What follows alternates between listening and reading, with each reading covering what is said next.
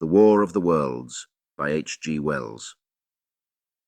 Book 1, The Coming of the Martians.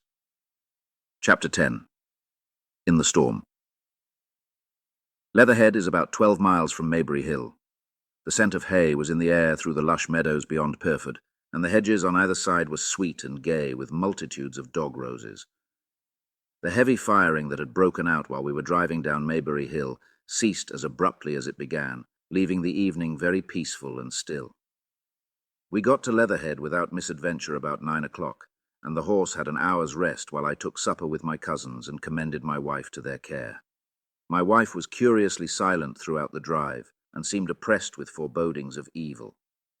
I talked to her reassuringly, pointing out that the Martians were tied to the pit by sheer heaviness, and at the utmost could but crawl a little out of it, but she answered only in monosyllables. Had it not been for my promise to the innkeeper, she would, I think, have urged me to stay in Leatherhead that night. Would that I had. Her face, I remember, was very white as we parted. For my own part, I had been feverishly excited all day. Something very like the war fever that occasionally runs through a civilized community had got into my blood, and in my heart I was not so very sorry that I had to return to Maybury that night. I was even afraid that that last fusillade I had heard might mean the extermination of our invaders from Mars. I can best express my state of mind by saying that I wanted to be in at the death. It was nearly 11 when I started to return. The night was unexpectedly dark. To me, walking out of the lighted passage of my cousin's house, it seemed indeed black, and it was as hot and close as the day. Overhead the clouds were driving fast, albeit not a breath stirred the shrubs about us. My cousin's man lit both lamps. Happily, I knew the road intimately. My wife stood in the light of the doorway and watched me until I jumped up into the dog-cart. Then, abruptly, she turned and went in, leaving my cousins side by side wishing me good hap. I was a little depressed at first with the contagion of my wife's fears, but very soon my thoughts reverted to the Martians. At that time I was absolutely in the dark as to the course of the evening's fighting. I did not know even the circumstances that had precipitated the conflict.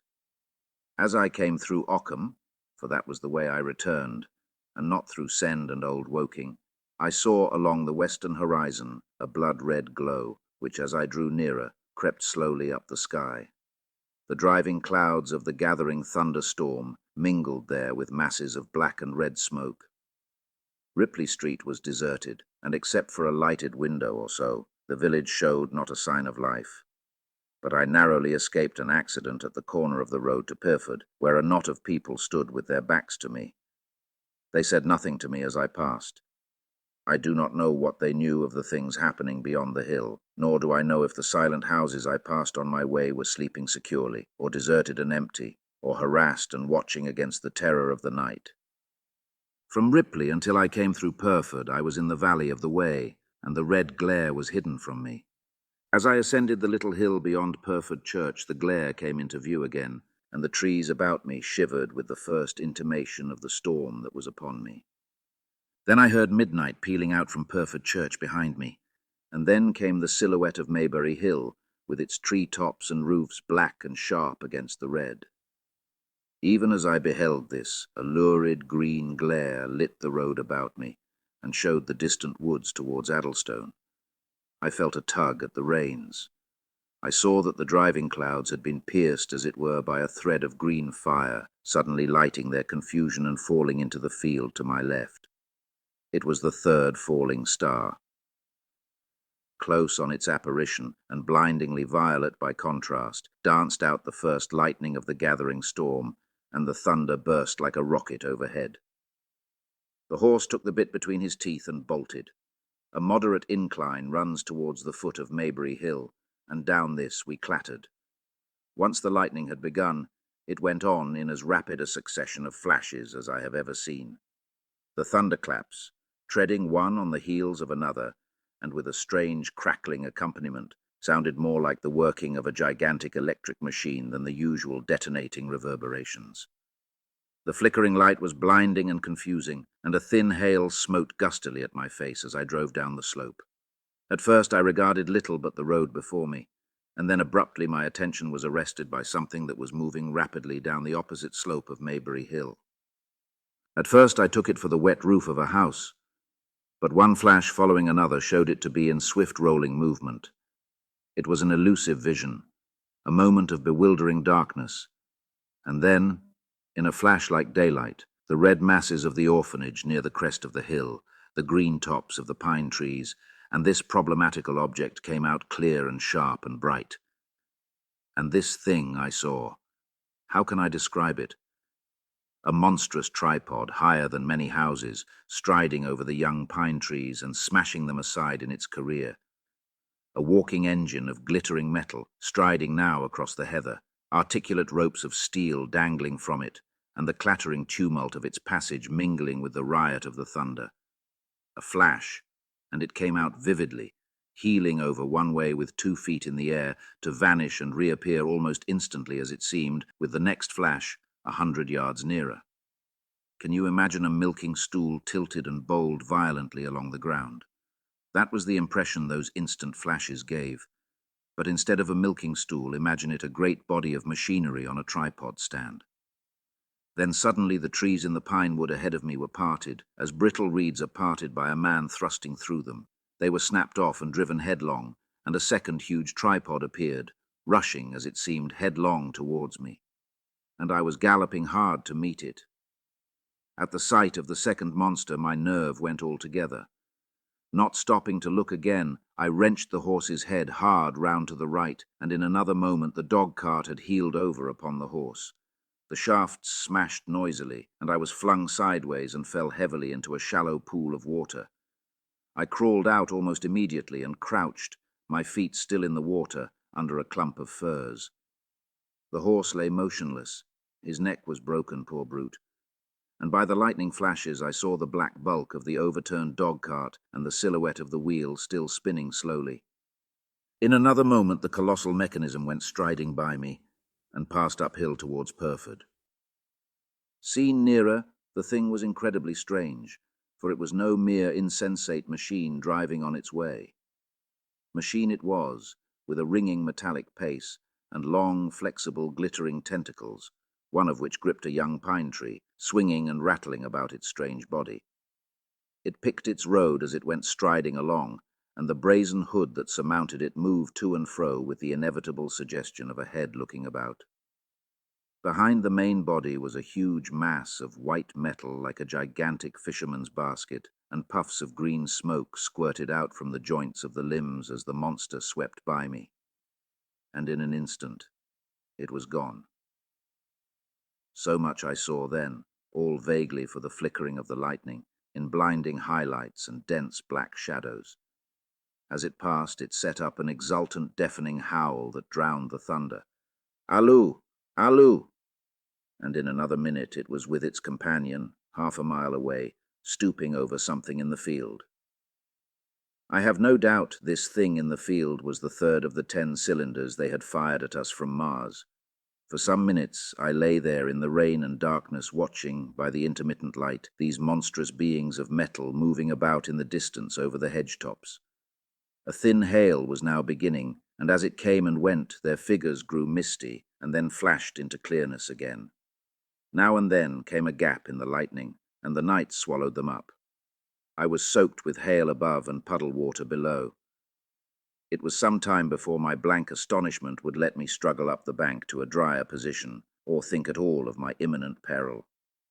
Not far from me was a little one-roomed squatter's hut of wood, surrounded by a patch of potato garden.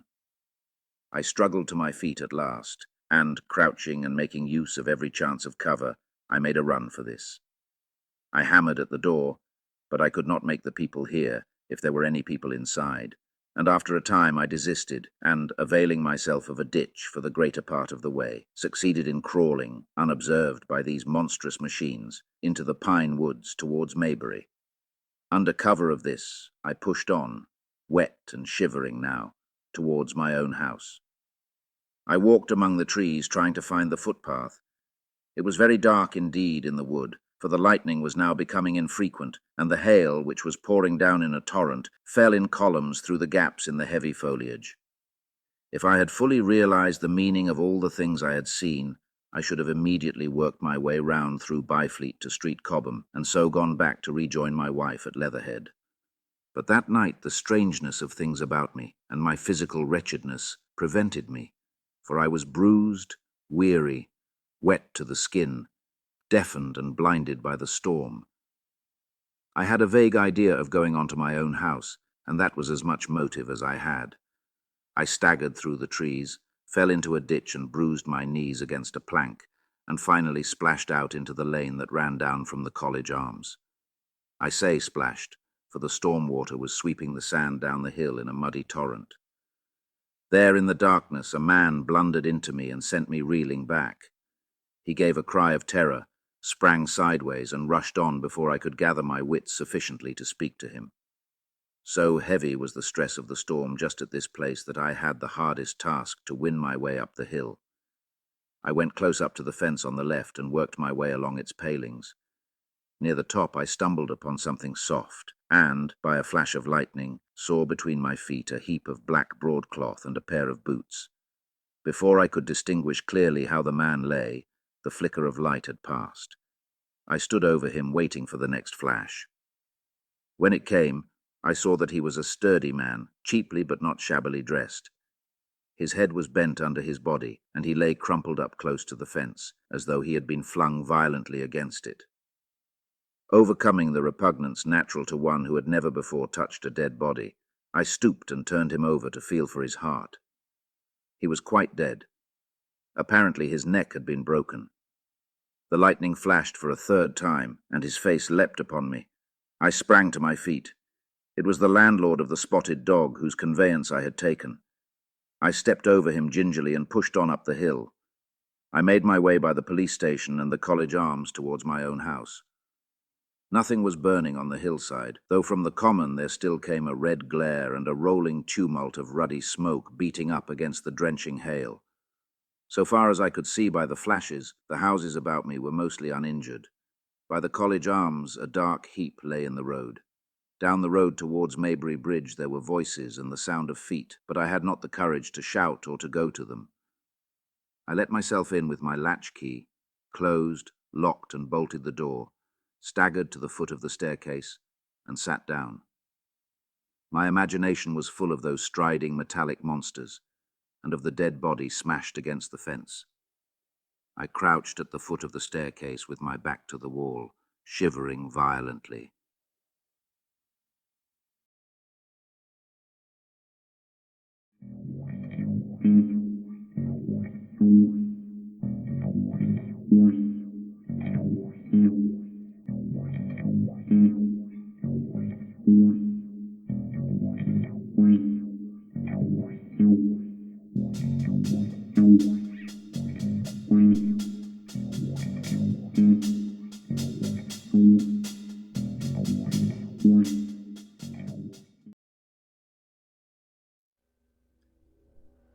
Masters, mistresses, the Doctor requires materials in order to maintain the TARDIS and ensure continued functionality. He similarly requires carbon-based comestibles to sustain his own biological functions and existence.